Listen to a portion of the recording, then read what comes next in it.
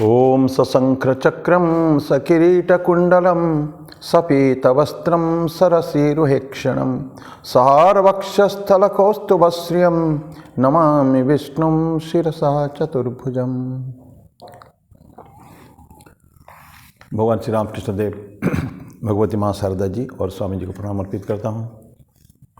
मेरे गुरुदेव पूज्य स्वामी बुद्धिशरण जी महाराज को हमारा प्रणाम और आप सबके हमारा प्रणाम। आज भगवद गीता का 13वां अध्याय का 10वां श्लोक तो पढ़े थे, अंतिम में थोड़ा सा बचा था, उसको लेकर हम लोग आगे चलेंगे। 13वां अध्याय ये क्षत्रज्ञ विभाग योग ही चल रहा है अभी। लेकिन उससे पहले एक भजन में गाऊंगा। भजन बहुत पहले, राइटर कौन है मुझे पता नहीं है, अनूप जलोटा जी उस भजन को गाए थे कभी बहुत पहले इसका, तो उसी भजन को गाऊंगा मैं। क्षमा करो तुम मेरे प्रभु जी अब तक के सारे अपराध। क्षमा करो तुम मेरे प्रभु जी अब तक के सारे अपराध। धो डालो तन की चादर को, लगे हैं उसमें जो भी दाग। क्षमा करो तुम मेरे प्रभु जी अब तक के सारे अपराध। क्षमा करो। तुम तो प्रभु जी मान सरोवर अमृत जल से भरे हुए, पारस तुम हो एक लोहा में कंचन होए जो ही छुए। तज के सारे जग की माया तुमसे कर लो मैं अनुराग। धो डालो तन की चादर को, लगे हैं उसमें जो भी दाग। क्षमा करो। काम क्रोध से फंसा रहा हम, सच्ची डगर नहीं जानी। लोभ मोह मद में रहकर प्रभु कर डाली मैं मनमानी ने दिशा गलत ले पहुँचा वहाँ जहाँ है आग। धो डालो तन की चादर को, लगे हैं उसमें जो भी दाग। क्षमा करो। इस सुंदर तन की रचना कर तुमने जो उपकार किया, हमने उस सुंदर तन पर प्रभु अपराधों का भार दिया। नारायण अब शरण तुम्हारे, तुमसे प्रीत होए निज राग। धो डालो तन की चादर को, लगे हैं उसमें जो भी दाग। क्षमा करो तुम मेरे प्रभु जी अब तक के सारे अपराध। क्षमा करो, क्षमा करो, क्षमा करो, क्षमा करो।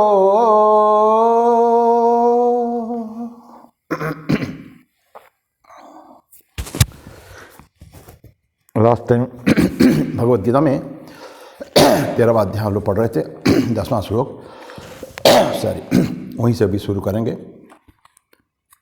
10वां अध्याय में था 10वां श्लोक में, मयि चानन्य योगेन भक्तिरव्यभिचारिणी विविक्त देश सेवित्वम अरतिर जन संसदी। सब पढ़ चुके थे। लास्ट में खरतर पढ़ेंगे अरतिर जन संसदी।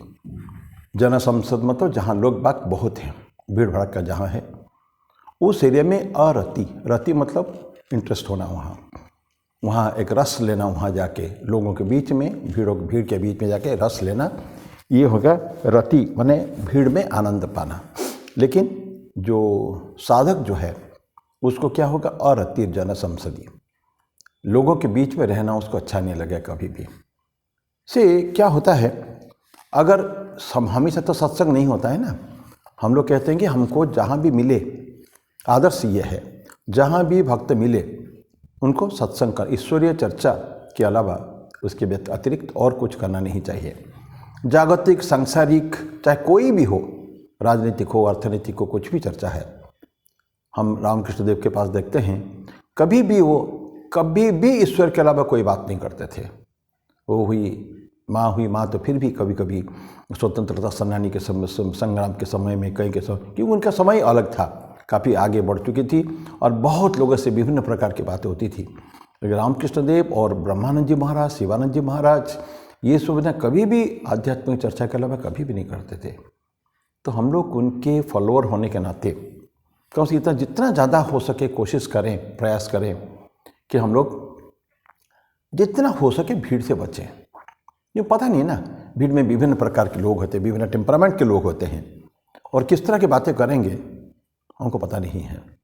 और इतनी आदत भी शायद हम लोगों की नहीं है कि ईश्वरीय चर्चा के अतिरिक्त कोई और चर्चा होती हो तो उसको छोड़ के भी आ जाए। It's very difficult to leave, छोड़ के आना मुश्किल है। इसलिए बोलते हैं कि साधक अरतिर जन संसदि, लोगों की भीड़ को कभी भी पसंद नहीं करता है, उसके बीच में कभी भी रहना नहीं चाहता है। हमेशा क्या चाहिए उसको? अलोननेस, अकेलापन, शांति का स्थान, विविक्त देश सभी तो बताए ना, एक अकेला स्थान में जहाँ बिल्कुल कोई डिस्टर्बेंस नहीं है, सब कुछ प्योर एनवायरनमेंट, परिवेश अच्छा हो, सब कुछ अच्छा हो, ये विविक्त देश सवित्वम और अतिर जन संसदि। तो भीड़, यहाँ तक कि बोलते हैं, जो पिछली बार चर्चा किया था, जस्ट आई एम रिपीटिंग, कि गुरु के सानिध्य तो कोई बुरा नहीं है। जहाँ शिष्यगण और भी है, गुरु के सानिध्य है, गुरु के आशीर्वचन हमेशा मिलते ही हैं, तो उस जगह में भी कहते हैं, संतों का कहना है कि जब तक कि गुरु से ज्ञान की प्राप्ति न हो जाए तब तक गुरु के सानिध्य में रहे। एक बार उसके जो हमको जो चाहिए आध्यात्मिक ज्ञान, वो जब ज्ञान प्राप्त हो जाए, ईश्वर लाभ के लिए हम आगे बढ़ चुके हैं, काफ़ी ऐसा जो साधक है, तो फिर बोलते हैं कि गुरु के सानिध्य की भी आवश्यकता नहीं है, उनको भी छोड़ा जा सकता है। ये बड़ा इम्पोर्टेंट बात है। नहीं तो कोई प्रश्न कर सकता है, गुरु के सानिध्य क्यों छोड़े हम? गुरु तो हमारे पथ प्रदर्शक है, हमारा सब कुछ गुरु है, माता पिता बंधु सखा सब गुरु ही है, तो उनका सानिध्य को हम क्यों छोड़े? लेकिन नहीं, अगर आध्यात्म में और प्रोग्रेस करना है तो जितना हो सके धीरे धीरे उनका सानिध्य भी छोड़ देना चाहिए। छोड़ के हम क्या करना चाहिए? उन्हीं के बताए हुए मार्ग पर, उनके प्रदर्शित मार्ग पर आगे चलकर हमको आगे बढ़ना है, अध्यात्म में आगे बढ़ना है। तो ये साधक का जो धीरे धीरे उसी से जा करो प्रोग्रेस, धीरे धीरे प्रगति उसकी होगी आध्यात्म के मार्ग में। लेकिन गुरु का मार्गदर्शन हमेशा रहेगा, उसको जीवन में पाथेय बनाना है, उसको वही उसका संबल है, अवलंबन है, उसको लेकर उसको आगे बढ़ने का है। ठाकुर एक उदाहरण देते हैं कि कैसे एक जिसको बहुत इंटरेस्ट है उसी जगह को छोड़ के कहीं रह नहीं सकता है। पतंग के देते हैं, कीट पतंग, वो हम जानते हैं वो आग के अलावा, माने आलोक के अलावा कहीं रह नहीं सकते। अंधकार में कीट पतंग रहते नहीं हैं, उनका आलोक चाहिए। भले जानते हैं मर जाएंगे वो, आलोक की दिशा में हम देखेंगे दिवाली के समय में, अन्य समय में लाखों करोड़ों कीड़ाएँ आके मर जाती हैं वहाँ, लेकिन फिर भी आलोक को छोड़ के नहीं रह सकते हो, उनका इंटरेस्ट आलोक में है। तो इस तरह का और कहते जैसे ये चींटी है जो स्वीट मीठा खाने में पसंद करते हैं, कोई मीठा है उसको छोड़ के नहीं रह सकते हैं। सिरप कहीं लगा हुआ, कोई जूस रखा हुआ है, उसको चींटी जाके खाएगा ही खाएगा।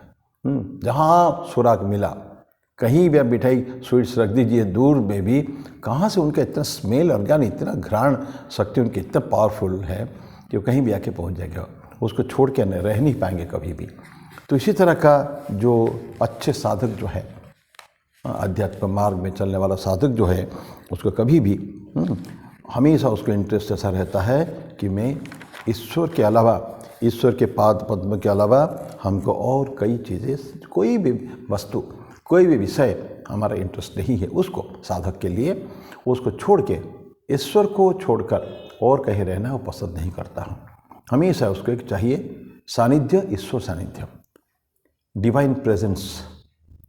So practice of the presence of God, ये हमारे लिए ये है, मन में रहे। से ये बहुत ऊंची बात है ये, सभी के लिए जब तक कि बहुत ऊंचे रास्ते में पहुँचे नहीं तब तक है तो डिफ़िकल्ट, लेकिन है पॉसिबल भी। तो practice of the presence of God, ईश्वर के सानिध्य का अभ्यास, ये हमको करना चाहिए। तो इस ऑटोमेटिकली जब ईश्वर का सानिध्य हो गया तो कोई हमको अपोज नहीं करेगा, कोई बातें और कहीं जाने की हमको आवश्यकता भी नहीं है, कोई हमारे अगेंस्ट में भी नहीं जा सकता है। तो कहते हैं ना कि when the God is with you who can be against you. अगर ईश्वर हमारे साथ है तो हमारे विपक्ष में, विरोध में कौन जा सकता है? Because he is always saving अस ना, हमको रास्ता बताते हैं, मार्गदर्शन उनका रहता है ईश्वर का। बहुत चीज़ बाइबल में एक इमिटेशन ऑफ क्राइस्ट पुस्तक है, शायद आप लोगों ने पता भी होगा ज़्यादातर लोगों को। स्वामी विवेकानंद जी उनको उस पुस्तक को हमेशा अपने साथ में रखते थे। ये 13वीं सेंचुरी में एक सेंट हो गए, क्रिश्चियन सेंट, थॉमस कैम्पिस करके है। तो थॉमस कैम्पिस का ये रिवलेशन से, वो वैसे बाइबल की काफ़ी कोटेशंस भी है, लेकिन ज़्यादातर उन्होंने खुद लिखा है। ईश्वर के साथ वार्तालाप अपने शिष्य का, भक्तों का, ये सब बहुत सारा अनेक चैप्टर है, छोटा सा पुस्तक है। तो इट्स अ वंडरफुल बुक।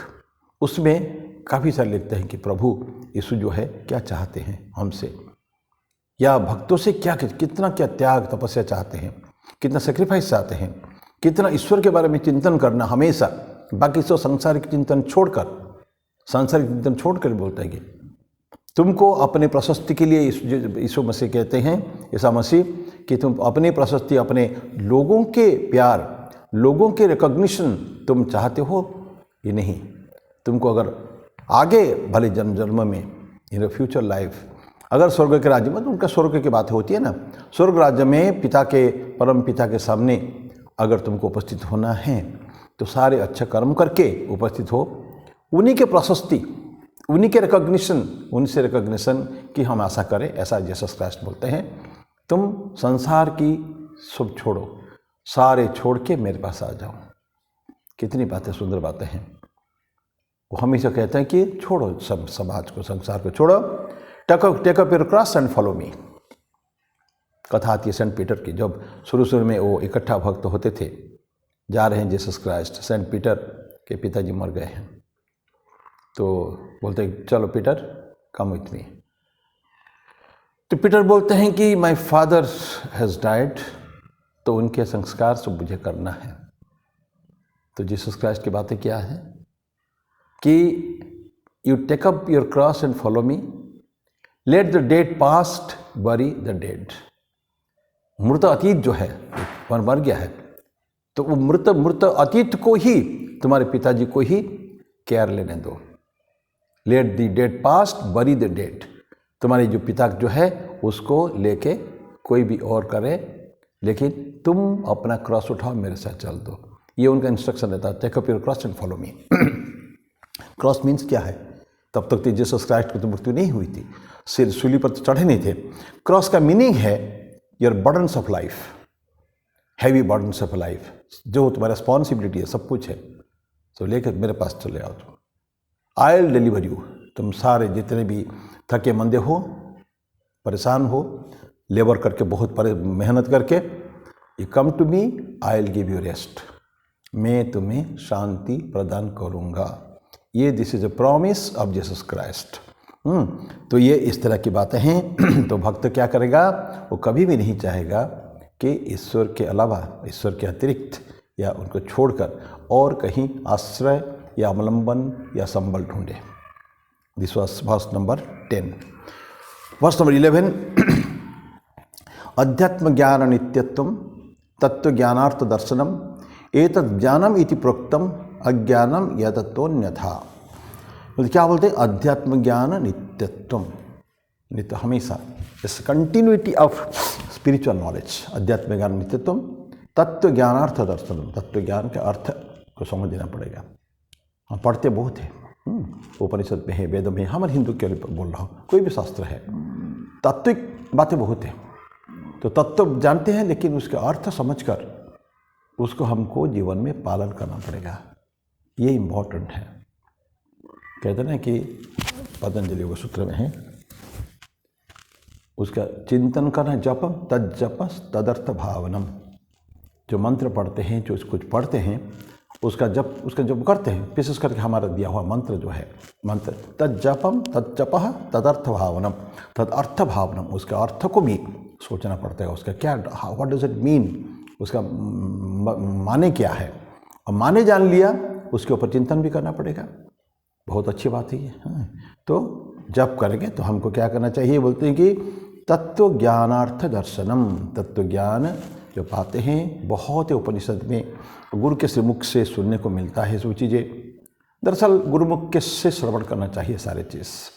ऐसा बोलते हैं कि श्रवण करना तो गुरुमुख से, गुरुमुखी होना पड़ता है, पर चाहिए सभी को, और गुरुमुख से श्रवण करें तो वो उसका एक अलग महत्व है, इम्पोर्टेंस है।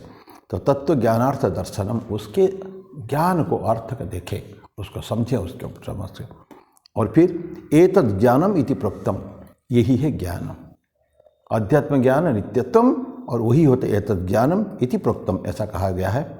तो जो ज्ञान अगर ये है तो अज्ञानम क्या है, यत् अन्यथा, अतः अन्यथा, इससे जो अलग है, अन्यथा है, डिफरेंट है, वो अज्ञान है, नेचुरल से लॉजिक है ये ज्ञान है, इसको छोड़ के जो है वो अज्ञान है वो, ऐसा उन्होंने श्लोक नंबर 11 में बोल रहे हैं। क्या है, बोलते कि ज्ञान को ठीक समझने के लिए खाली सेंटिमेंटलिज्म नहीं चलता है, इमोशनल होते हैं ना, कुछ लोग भावुक होते हैं, खूब इमोशनल, उसके साथ इतना उसमें मग्न, ऐसा लगे क्या कि बहुत उसमें मग्न हो गए हैं, किसके प्रति, द मेकर, जो सृष्टा जो है, ईश्वर के प्रति, जिनको पाने के लिए प्रयास कर रहे हैं, उसके प्रति हमको सेंटिमेंटल डिवोशन की बहुत ज़्यादा वो नहीं है, माने यथेष्ट नहीं है। वो तो ठीक है, चाहिए, भक्ति पथ में इमोशंस तो होते ही हैं, भावुकता होती ही है, लेकिन साथ उतना ही काफ़ी नहीं है, खाली भावुक होकर चलता नहीं है, उसको जीवन में उतारना है। तो डिवाइन लव ये कहते हैं, उस सीजन होना चाहिए, उसको प्यार जो है उसको और पक्का करना पड़ेगा। किसके साथ पक्का करना पड़ेगा, inquiry into the nature of the self, क्या है वो, ज्ञान है ना, अभी भक्ति की बात हो रही है, लेकिन उसको ठीक ये क्या चीज़ है, कहाँ से आया है, कैसे आया है, और उसके ऑन द डेप्थ तक जाना पड़ता है। तो इसलिए बोलते हैं ना, ज्ञान में जब हम चलते हैं, ये प्रश्न एक इटर्नल प्रश्न, शाश्वत प्रश्न हमारे लिए है, मैं कौन हूँ, हु एम आई, और फिर कहाँ से आया हूँ, मेरा सोर्स क्या है, जाना कहाँ है, क्यों इस संसार में आया हूँ, मेरा लक्ष्य क्या है। दिस इधर certain questions regarding my self, मैं कौन हूँ, मैं कहाँ से आया हूँ, मेरा माता पिता कौन है, ये सब जो बातें हैं, ये सब हमको खूब उसके बारे में सोचना, चिंतन करना पड़ता है। इंक्वायरीज होती है ना, पूछना, पूछ के ही लोगों से पूछ के उसके ज्ञान प्राप्त करना, किससे, विशेष करके गुरु से, गुरुदेव से।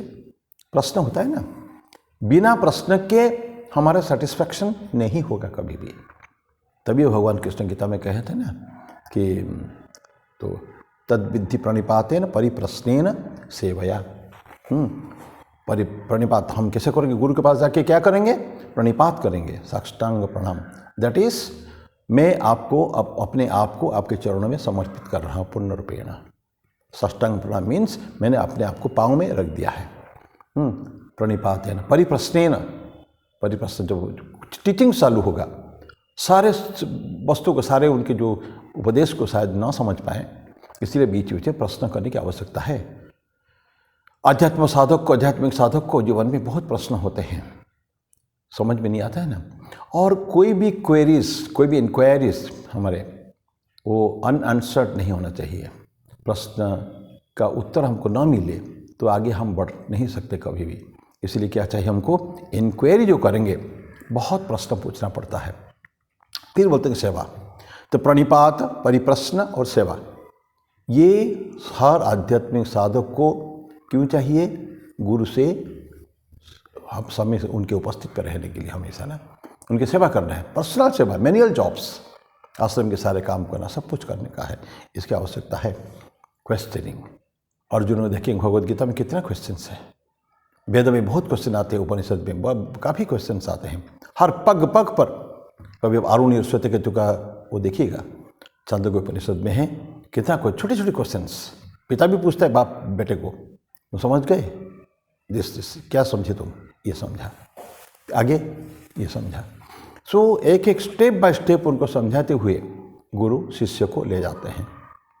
कहाँ? उस मार्ग में जहाँ उनको जाने का है। नचिकेता का उपाख्यान, कठोपनिषद में नचिकेता का उपाख्यान, क्या what a beautiful thing. Nachiketa कितना प्रश्न करता है यमराज को, यमराज उसको प्रलोभन देते हैं, ये लो ये लो ये लो, तुम्हारा ये प्रश्न मत करो, ये मांगो, ये वर मत मांगो। थर्ड वर जो है, तृतीय वर, मृत्यु के रहस्य के बारे में पूछा था उसने। यमराज को बहुत प्रलोभन देते, सारे अनंत जीवन, सारे सृष्टि के ऊपर राज्य करना, हाथी घोड़ा ये सब, नर्तकी और नारी, जो चाहिए तुम ले जाओ, लेकिन नचिकेता ये प्रश्न मत पूछो। यमराज क्या प्रलोभन दे रहे हैं, नोस उसका कितना इंटेंसिटी है, कितना उसका लग्न है, मैंने संलग्न रहना चाहता है, उसका दिमाग व्हाट एग्जैक्टली वांट्स, उसको परीक्षा करना चाहते हैं। क्या किसी प्रलोभन के द्वारा उसको हम बाहर कर सकते हैं इस प्रश्न से? प्रश्न न पूछने के लिए उसको प्रभावित कर सकते हैं, ये भी पूछते हैं, लेकिन देखते हैं नहीं। बाद में ही बिकम सो हैप्पी, बहुत यमराज खुश होते हैं। फिर उसको बोलते हैं कि तुम्हारे जैसा स्टूडेंट, शिष्य हमें और चाहिए, बहुत चाहिए। ऐसा सभी शिष्य हों जो हमारे जीवन के हर एक प्रश्न का समाधान गुरु के मुख से सुनना चाहें। तो ऐसा, तो ये इस तरह के सारे उपनिषद में ऐसे ही है। उपनिषद है कि उपनिषद है क्या? गुरु के शरण में पास में बैठकर उनके बातें करना, यही तो उपनिषद है। तो वहाँ जो बातचीत होती है नेचुरली, इट्स ऑब्वियस कि क्वेश्चंस उठेंगे, प्रश्न उठेंगे, और प्रश्न का समाधान हमारे गुरुदेव करेंगे। तो ये बात तो ये इंक्वायरी होना चाहिए किसको? आत्मा की प्रकृति का नेचर, आत्मा क्या है, आत्म तत्व सेल्फ, उस सुप्रीम गॉड हेड के बारे में जानना है ना। और नॉट सेल्फ क्या है, non self, what is self and what is non self, अनात्मा, आत्मा और अनात्मा के बारे में बीच में जो फर्क है, भेद है, उसको जानने की जरूरत है। जो अनात्मा उसको जानने की तो ऑटोमेटिकली वहाँ से मन हम हटता जाएगा धीरे धीरे। ये अनात्म तत्व है, नीति नीति, ये नहीं ये नहीं ये नहीं, I don't want this, I don't want this, ये नहीं चाहिए मुझे क्या चाहिए, आई वांट दिस। क्या है वो? आत्म तत्व। फिर जानने के बाद हम कह सकते हैं कि हम ब्रह्मास्मि हैं या तत्वमसि। ये ज्ञान कब आएगा? पूर्ण रूप में जब हम वो ज्ञान अंदर आ जाएगा कि मैं ही केवल ब्रह्म नहीं हूँ, जगत में हर ब्रह्म है, ब्रह्म के अंश उसमें है।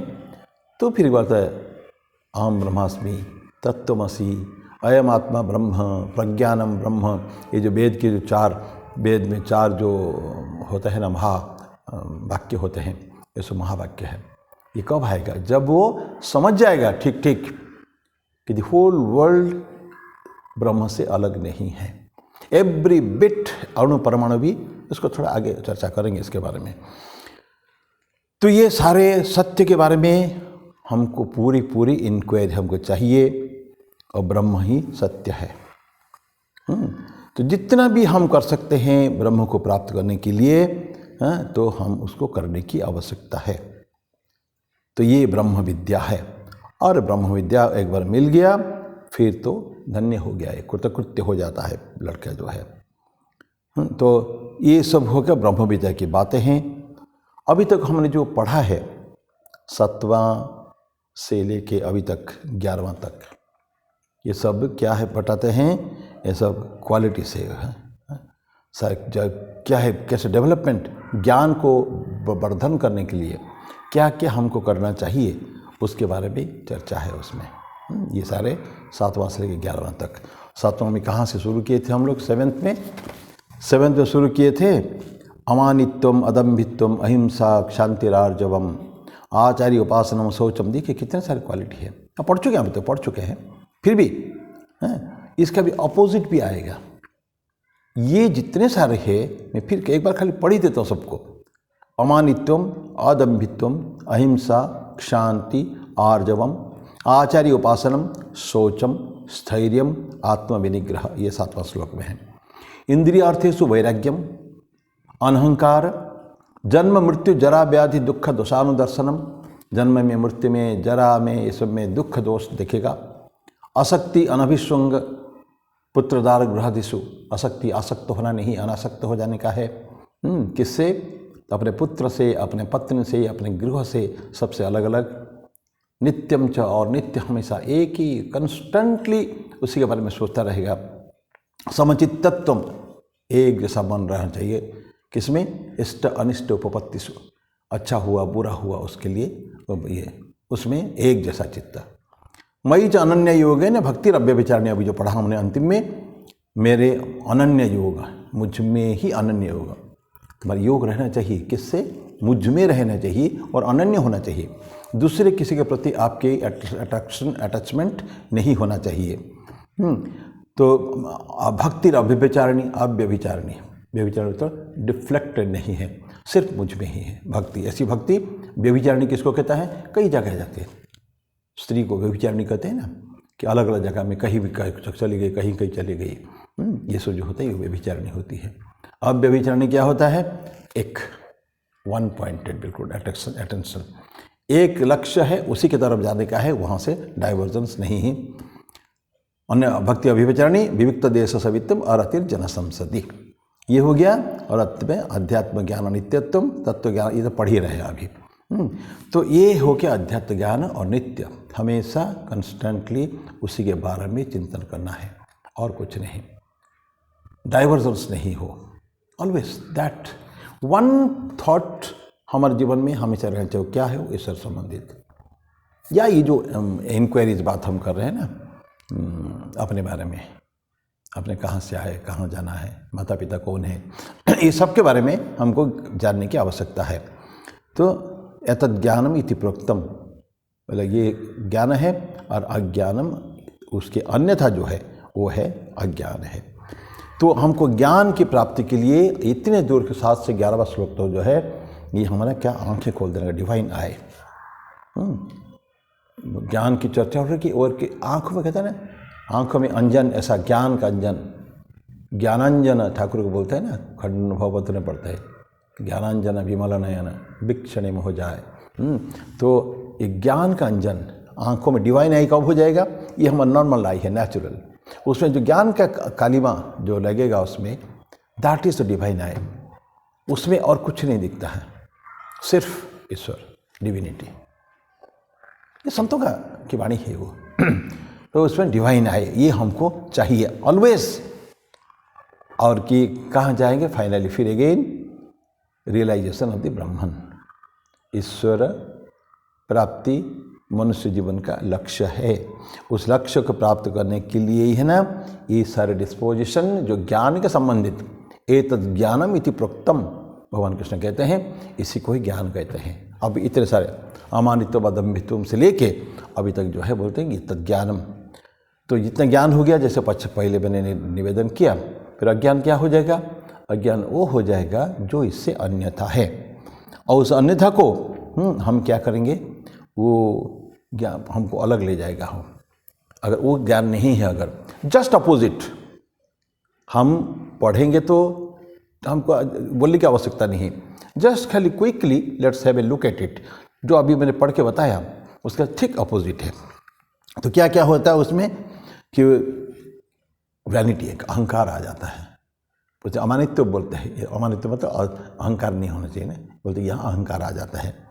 और क्या होता है? सेल्फ, मैं अपने बारे में एक बढ़ा चढ़ा के, सेल्फ एस्टीम बुरा नहीं है, लेकिन अपने को ज़्यादा ही समझना, मैं ईश्वर का संतान हूँ, बाकी सब मेरे जैसे हैं, लेकिन बाकी के कंपैरिजन में मैं अगर अपने आप को बड़ा समझूं तो क्या हो गया? एक ईगो आ जाता है उसमें, है? तो अपनापन आ जाता है, अहम तो ममत्व जो आ जाता है ना, अहम और मम, ये बात आ जाती है। दूसरों की इंजरी करना, कष्ट देना लोगों को, रिवेंज क्या है? वो मैं किसी मेरे को कुछ बोला, प्रतिक्रिया इमीडिएटली, प्रतिशोध होता है, प्रतिशोध, बदला लेना। बदला लेने की टेंडेंसी बहुत ख़राब है। किसी ने हमको हानि अगर पहुंचाया, हमको सहनशीलता की हम पाठ पढ़े हैं ना, तितिक्षा का भाव होना चाहिए। ठीक है, हो गया, कर लिया, लेकिन नॉट टू मच, बहुत ज़्यादा नहीं है। ये प्रश्न उठता है क्या हमेशा हम सहन करते रहें क्या? नहीं, संतों का कहना है हमेशा करने की जरूरत नहीं। जो गृहस्थ होते हैं उनको बहुत ज़्यादा अगर कंटिन्यूसली अगर उनको कोई परेशान करता है तो इनको भी अपना दिखा देना चाहिए कि I can hit you back, मैं आपको घाव पहुंचा सकता हूँ, मैं भी बदला ले सकता हूँ, लेकिन मैंने लेना नहीं है। जस्ट हिंट उनके लिए है, इतना काफ़ी है। वो ठाकुर का जो हिसिंग वाला है, सांप वाला, काटने के लिए बना किया था तुमको, लेकिन हिसिंग करने के लिए, फुतकारने के लिए बना नहीं किया था। वो साधु ने, ब्रह्मचारी ने वो सांप को बताया था, सांप की हालत देखते हुए। तो ऐसा, लेकिन रिवेंजफुल नहीं होना चाहिए जीवन में, मन में नहीं रहना चाहिए कि हमेशा कि मैं तुमसे देख लूँगा। क्रिकेटनेस, पहले आर्जव बोला है, आर्जव मतलब सरलता, स्ट्रेट फॉरवर्ड। ये कोई कुटिलता, जीवन में कुटिलता, मन में कुछ, बात वाणी में कुछ और कर्म कुछ, ये गलत है। मन मुख एक होना चाहिए, ऐसा भगवान श्री रामकृष्ण देव ने कहा है। मन मुख एक होना चाहिए, जो मन में आता है वही मुख में आना चाहिए, वही कर्म में भी होना चाहिए। तो अगर नहीं हुआ, ये क्रिकेटनेस हो गया वो। और आचार्य उपासनम बोलता था, आचार्य उपासनम, आचार्य को उपासना करना चाहिए। यहाँ शिक्षकों को अनदेखा कर देते हैं हम, उनके प्रति भावना, वो जो सम्मान की भावना नहीं रहती है। तो कि आजकल ज़माने में, पहले गुरुकुल को छोड़ दें, हम लोगों के बचपन की बात, हम लोग जो स्कूल में पढ़े थे, मैंने it's ट्रेमेंडस regards for the teacher. अभी बताओ, हमारे अभी पिछले वर्ष हम लोग, हमारे के जो 2 ही टीचर केवल हमारे रहे हैं अभी स्कूल करियर के। हम जितने फ्रेंड्स लोग हैं, सब बैचमेट्स, ये 1968 में हम लोगों के पास है, 54 साल हो गया है। तो 52-53 साल हो गया था। वो टीचर अभी भी बहुत ओल्ड हो चुके हैं, 2 टीचर। उनको बुला के हम लोगों ने, क्या आनंद था, really it's a joy, immense Joy. देखा कितना प्यार हम लोग को करते थे वो। तो वो भावनाएं जो होता है ना, पुत्रवत हमारे साथ व्यवहार समझ कर हमेशा किया उन लोगों ने। तो ये जो भावना, तो इसको आजकल नहीं हो पा रहा है। There is indifference towards the teacher. हमारा जो पढ़ाने वाला जो है, गुरु जो है, टीचर तो ठीक हो गया, गलत आदतें, डर्टी हैबिट्स ये सब करते हैं हम लोग। चंचलता बोलते हैं ना, फिकलनेस, फिकल टेंडेंसीज, एक स्थिरता नहीं, स्थिरता नहीं है। कहीं भी अभी इधर अभी उधर, अभी इधर, चुपचाप शांत भाव से बैठ के कुछ चिंतन करना, कुछ बात करना, वो नहीं रहता है उसका। तो इसके बाद ऑब्जेक्टिव सेंसेस, सेंस ऑर्गन को, वस्तु को पाने की जो इच्छा, भोग करने की इच्छा, ये गलत है। आध्यात्मिक साधक के लिए बिल्कुल भी अच्छा नहीं है। He will go in a different direction, और कहीं और चला जाएगा, वो अपने रास्ते में जा नहीं सकता कहीं भी। तो उसको भी हम लोग जो रोकें। लेकिन अगर ऐसा है, समझ लीजिए कि वो गलत दिशा में जा रहे हैं। फिर अहंकार की बात तो है।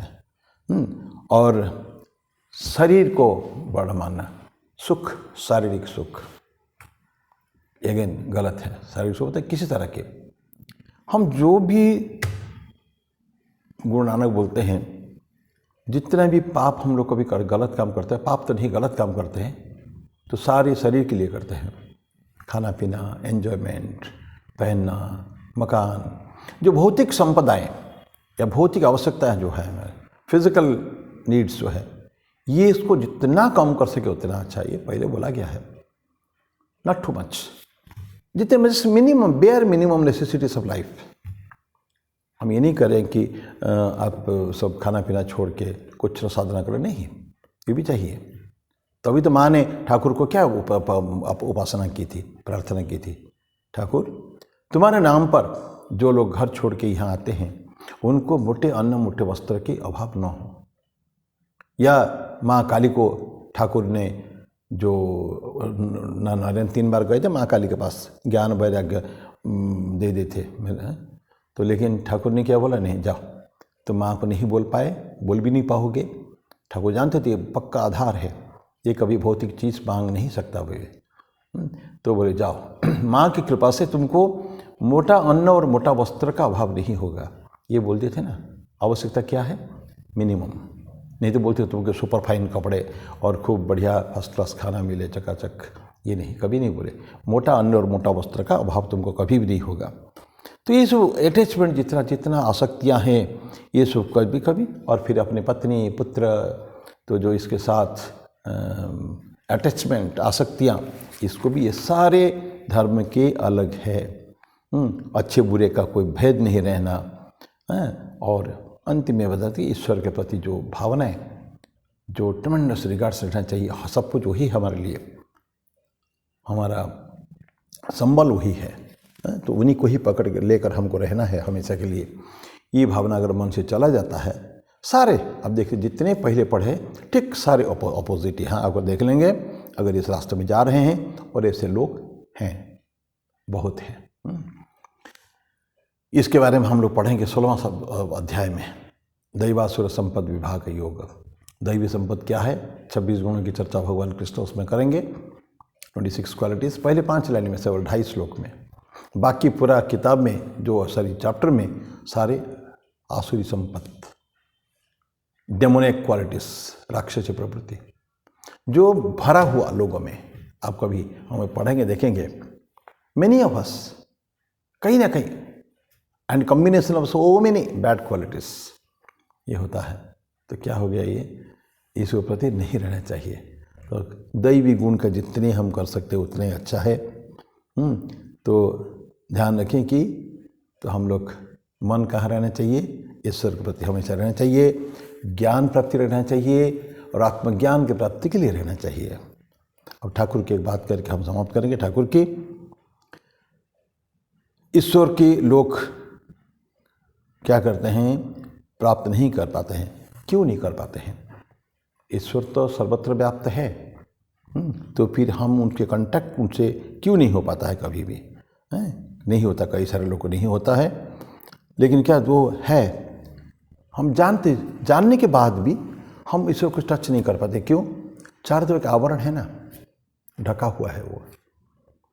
ईश्वर अपने आप को एकदम ओपन नहीं करके रखे, हमको जाना पड़ेगा, अंदर जाना पड़ेगा। ठाकुर एक उदाहरण देते हैं ना, एक तालाब होता है, छोटा सा गांव में होते हैं, वहाँ जब देखेंगे पानी स्वच्छ है उसके अंदर, लेकिन पानी दिखेगा ही नहीं हमको। लेकिन बोलते ठाकुर जो जाके जाइए, वो काई होते हैं, वो जो कुछ छोटे छोटे प्लांट होते हैं उसके अंदर, वो उसको थोड़ा पैर हटा दीजिए और देखेंगे फर्स्ट क्लास स्वच्छ जल। आप पानी पीजिए, फिर आ जाए, थोड़ी देर में फिर आ जाए के फिर कवर कर देते हैं।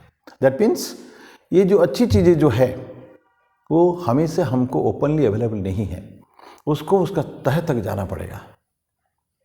कहते हैं ना वो ठाकुर, डूब डूब डूब रूप सागर अमर बन। तुम जो मोती पाना है, मोती भारी होता है, जल के नीचे रहता है, तैरता नहीं है। तैरेगा तो ना हम तैर के जाके उसको पकड़ लेंगे। ठाकुर बोलते नहीं, डूब डूब डूब रूप सागर अमर मन, डूबो, गोता लगाओ अंदर, तैर से रहने से कुछ नहीं मिलता है। तो ये ठाकुर की बातें हैं। तो हमको प्राप्त करना है, हमको क्या करना पड़ेगा, सारे चीज़ को ब्रश के साइड सब छोड़कर अंदर जाकर ईश्वर को प्राप्त करने का प्रयास करना है। अब ये ईश्वर को करने के बाद क्या हमको होता है, ब्रह्म ज्ञान प्राप्ति से होता क्या है, इसकी चर्चा हम लोग अगले बार करेंगे। वर्ष नंबर 12 और कहता अगले बार क्या होता है ब्रह्म ज्ञान प्राप्त करने से, फायदा क्या होता है, क्या मिलने वाला है हमको, इसको लाभ क्या है, प्राप्ति क्या है। तो मैं यही मेरी वाणी को विराम देता हूँ, फिर अगले बार चर्चा करेंगे। तब तक के लिए ओम शांति शांति शांति। हरि ओम तत्सत। श्री राम कृष्णार्पणमस्तु।